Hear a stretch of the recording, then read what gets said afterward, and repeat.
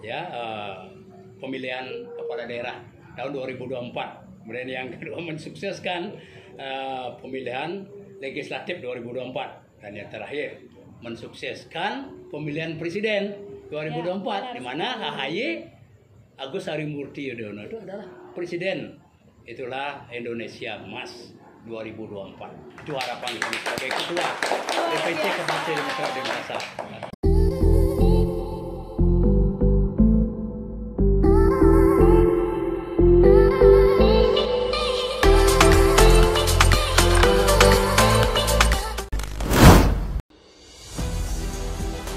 Peran anak agung Ketut Asmara Putra atau yang akrab disapa Gus Cilik di Padang Sambian Bersatu menjadi menarik untuk kita simak. Di mana salah satu faktor eksistensi Gus Cilik sebagai elit politik adalah hasil dukungan paguyuban Padang Sambian Bersatu yang juga dipengaruhi oleh latar belakangnya sebagai elit tradisional dan elit politik lokal. Keberadaan paguyuban Padang Sambian Bersatu ini ternyata tidak hanya sebagai perisai dalam menjaga desa Padang Sambian, tetapi juga ikut berpengaruh dalam konsentrasi politik lokal serta beraktivitas kuat dengan elit politik nasional.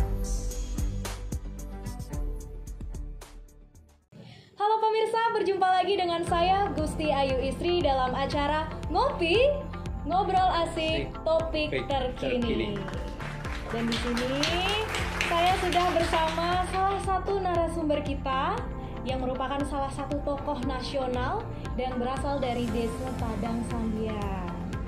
Jadi perkenalkan, beliau adalah DRS Anak Agung Ketut Asmara Putra atau akrab dipanggil Gus Cilik. Om Swastiastu, Ji. Apa kabar? Astenggara baik. Ji. Jadi Ayu di sini ingin bertanya nih, Ji.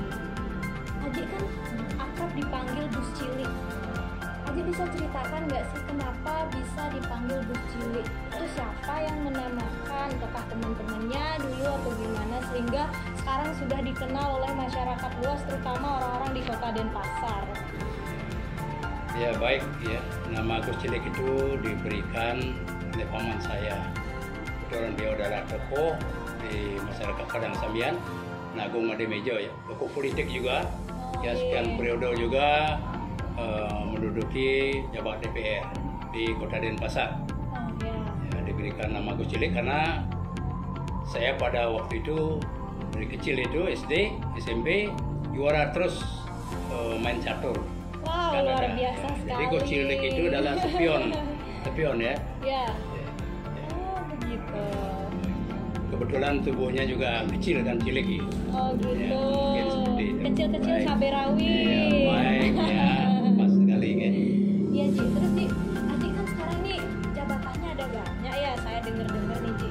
Aji sebagai ketua DPC Partai Demokrat Denpasar yang dipilih secara aklamasi bersamaan dengan DPD dari Provinsi Bali juga yang membuat acaranya.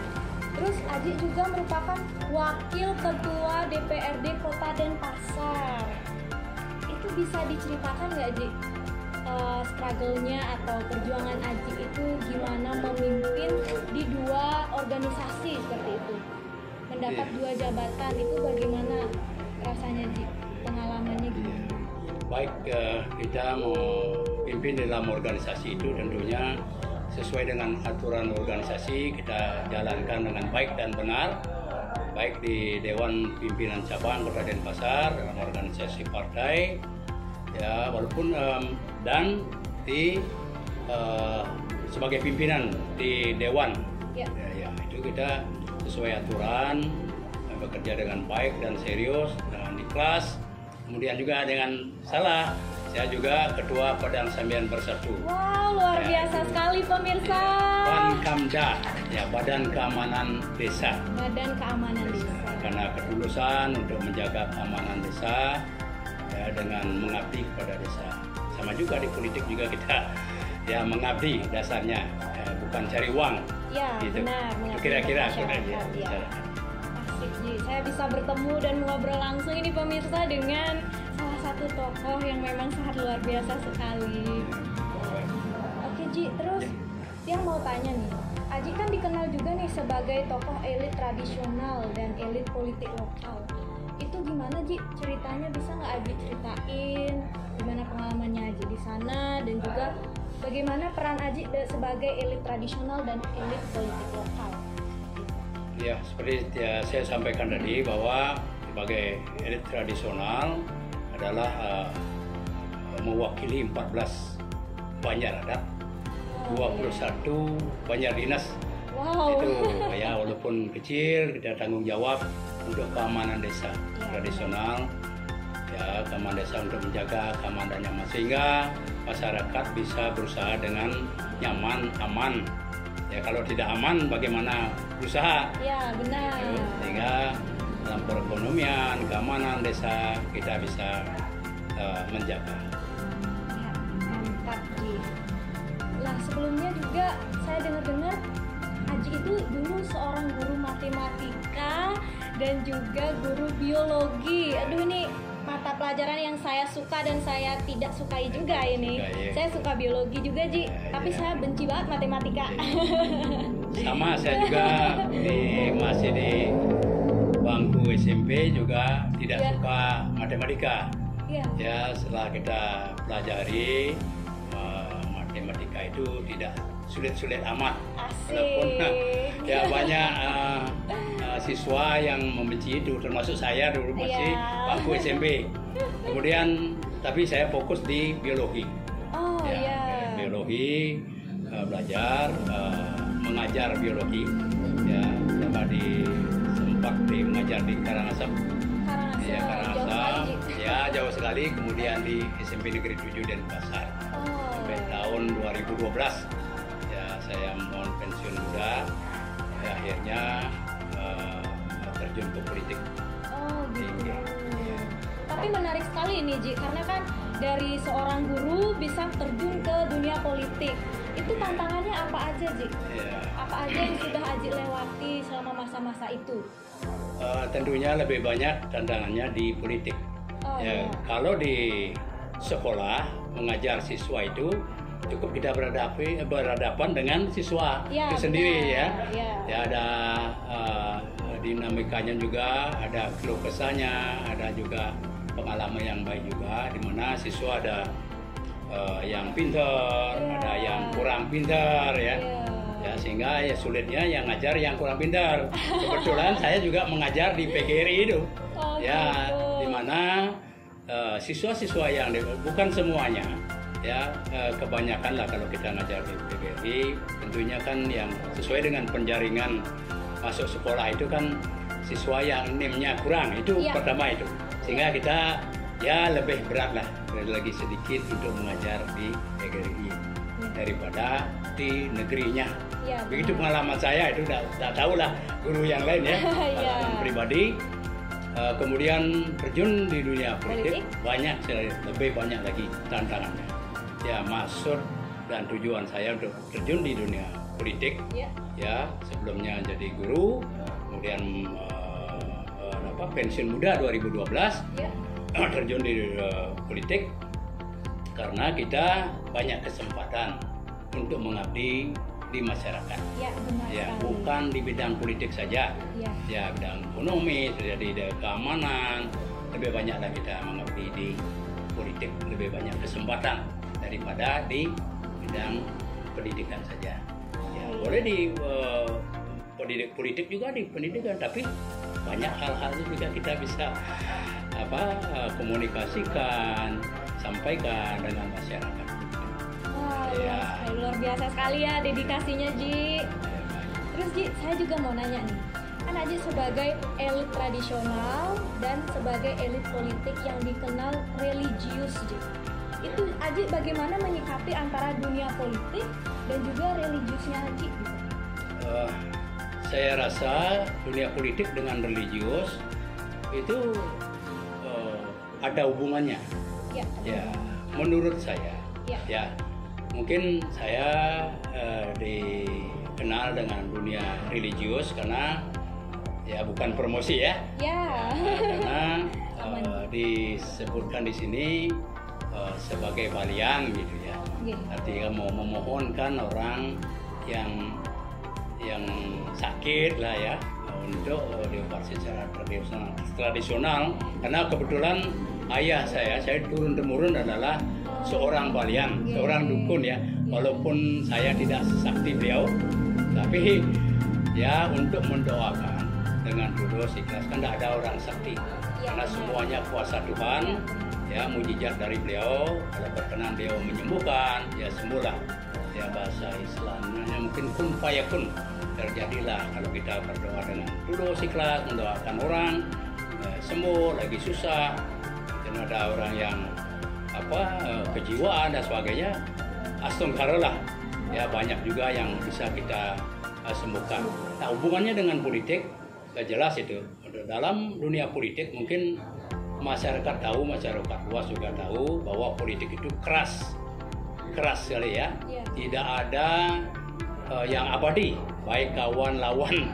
Begitu saya dengar. Tapi pengalaman 2 periode jadi anggota dewan, ya saya yakinkan itu, pastikan itu memang seperti itu ya, bahwa tidak ada kawan dan lawan yang abadi, hanya kepentingan. Tetapi dengan diimbangi oleh hal religius, sehingga kita bisa atasi. Kita juga dengan bekerja dengan tulus ikhlas dan memaafkan sesama, begitu tidaklah keras-keras amat lah. Kita bisa kebetulan dan mencari jalan keluarnya seperti apa, baiknya bagaimana, terutama di kota Denpasar bagaimana baiknya. Ya, tetap kita kritisi hal-hal yang tidak sesuai dengan kepentingan masyarakat. Ya, bagaimana masyarakat Denpasar itu bisa adil, damai, sejahtera, ya, transparan. Apa kita coba seperti itu dengan imbangi dengan religius, karena di religius itu kita orang Bali, orang Hindu, ya percaya dengan hukum karma pala. Ya, kita apapun perbuatan kita akan bawa akhirat nanti, sebuah karma itu. Ya, hasil perbuatan kita bawa nanti ke akhirat nanti. Nah, itu kepercayaan saya sampai saat ini. Sehingga kita berjalan di politik itu dengan diimbangi religius, kita berjalan dengan hal yang ikhlas dan yang benar. Luar biasa sekali pemirsa. Pemikiran beliau memang sangat terbuka dan sangat luas. Yang puji saya kagum dengan Aji. Lalu Ji, ini kan Aji terjun di dunia politik itu pasti bersentuhan sekarang dengan namanya generasi milenial kan ya. Itu bagaimana sih strategi yang dilakukan dalam upaya memberikan ruang untuk kaum milenial seperti saya dan teman-teman yang lain di luar sana dalam komunikasi politik? Kaum milenial itu kan yang kita harapkan sekarang, terutama di Demokrat, sesuai dengan arahan Ketua Umum kami, ya Agus Harimurti Yudhoyono, Agus, bahwa kaum milenial, karena beliau juga milenial ya, orang yang sosok yang muda, yang ganteng, yang cerdas juga, tidak bermodal ganteng saja, tetapi beliau cerdas luar biasa. Itu kami akui, ya mungkin publik juga, masyarakat mengakui hal itu, bukan bermodal ganteng saja, sekali lagi dia bermodal tegas. Nah, cara kami mengkomunikasikan hal politik pada kaum milenial adalah melalui media massa. Media massa mensosialisasikan bagaimana politik, bagaimana Demokrat itu, bagaimana permasalahan kaum milenial, kemudian bagaimana harapan mereka dan aspirasi apa yang mereka sampaikan dengan kita, sehingga kita bisa selesaikan di segala bidang. Kalau saya sendiri di DPR mungkin bisa menyampaikan aspirasi kaum milenial ini dan memperjuangkan hak-hak mereka, menyampaikan aspirasi, keluhan dan harapan mereka di DPR. Itu sehingga rancangan program di DPR itu kita sesuaikan dengan kebutuhan kaum milenial, baik mungkin di bidang olahraga, di bidang ekonomi, di bidang seni, budaya dan sebagainya. mantap sekali. Jadi tadi Aji sempat menyinggung menyampaikan aspirasi masyarakat dan juga generasi milenial. Sebagai langkah vertikal dan horizontal dari DPP Partai Demokrat tentang 10 program Ketua Umum Agus Harimurti Yudhoyono, bagaimana cara mengimplementasikan program tersebut khususnya di DPC Kota Denpasar? Ya, baik. Ya. Sesuai dengan arahan Ketua Umum kami di Demokrat, Bapak Agus Harimurti Yudhoyono, ya beliau 10 program beliau, ya, yang populer di partai kami, yaitu yang pertama adalah mencetak ya sumber daya manusia SDM yang militan, yang unggul dan militan.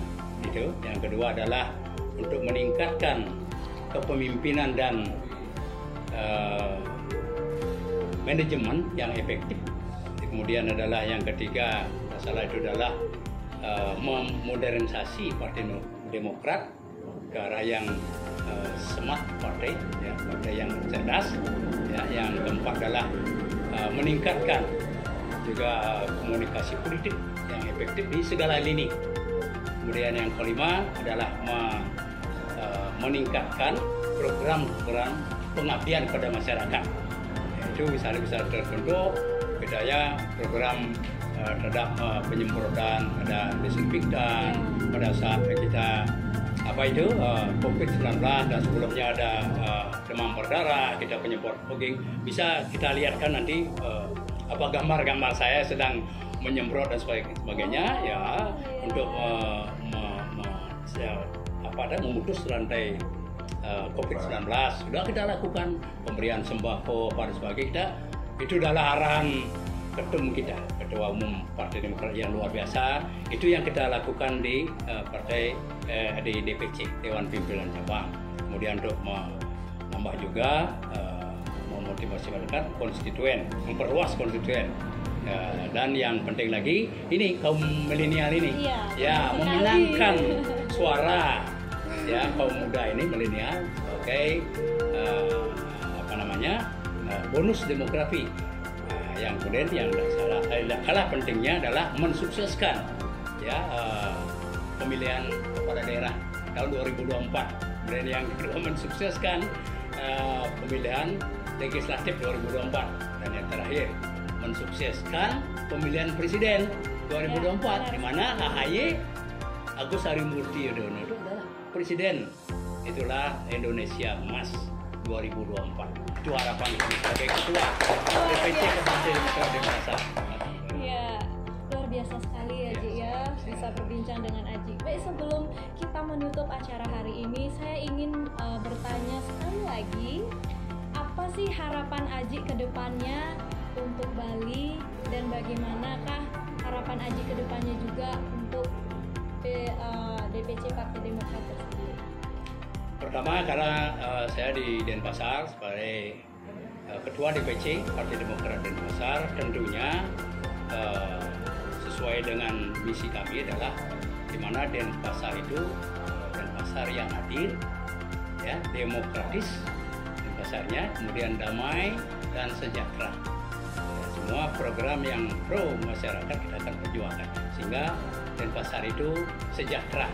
Itu yang pertama. Yang kedua, tentunya kami akan berusaha sekuat tenaga ya untuk memenangkan pilpres, pilkada dan pilpres terutama, untuk memenangkan Agus Harimurti Yudhoyono sebagai presiden. Ya, luar biasa pemirsa. Tak terasa kita sudah berada di penghujung acara. Semoga dialog kami kali ini bisa mengedukasi dan juga menginspirasi pemirsa sekalian untuk melakukan yang terbaik secara bersama-sama dan berkesinambungan. Sampai jumpa di program Ngopi berikutnya. Saya Ayu pamit undur diri dan kami tutup dengan para mesanti. Om Santi Santi Santi.